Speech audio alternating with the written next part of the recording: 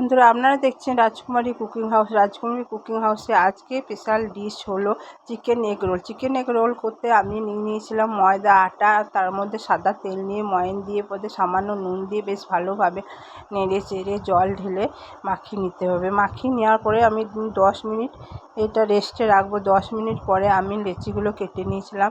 লেচি কাটা হয়ে গেল। ওই দিকে আমি কড়াইতে তেল বসিয়ে দিয়েছি আর কুচি করা আদা, রসুন, পেঁয়াজ, কাঁচা লঙ্কা আর এদিকে চিকেনটাকে আমি কিমা করে নিয়েছিলাম। কিমা করার পরে কড়াইয়ে তেল দিয়ে দিলাম, একে একে পেঁয়াজ কুচি, তারপরে লঙ্কা, আদা, রসুন সব দিয়ে বেশ ভালোভাবে নেড়ে চেড়ে নিতে হবে।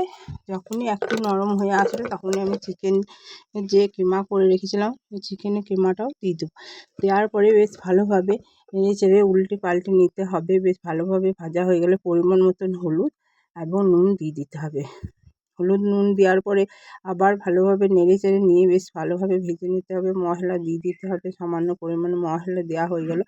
তারপরে সামান্য সস দিয়ে বেশ ভালোভাবে নেড়ে চেড়ে চিকেনের কিমাটা নামিয়ে নেবো। তারপরে ওইদিকে একটা আমি গ্যাসে তাওয়া বসিয়ে দিয়েছিলাম। রুটি বেলে রুটিটাকে বেশ ভালোভাবে সেঁকে নিয়েছি এবং তাতে তেল দেওয়ার পরে ডিম ফাটিয়ে দিলাম। ডিম ফাটার পরে বেশ নেড়ে উল্টে নিলাম। তারপরে রুটিটা দিয়ে আমি তেল দিয়ে দিলাম। তেল দেওয়ার পরে বেশ নেড়ে চেড়ে ভালোভাবে রুটিটাকে এপিঠ ওপিঠ তেল দিয়ে বেশ ভালোভাবে ভেজে নিতে হবে, তুলে নিতে হবে। তোলার পরে আমি মাঝখানে চিকেনের টুকরোগুলো করে রেখেছিলাম।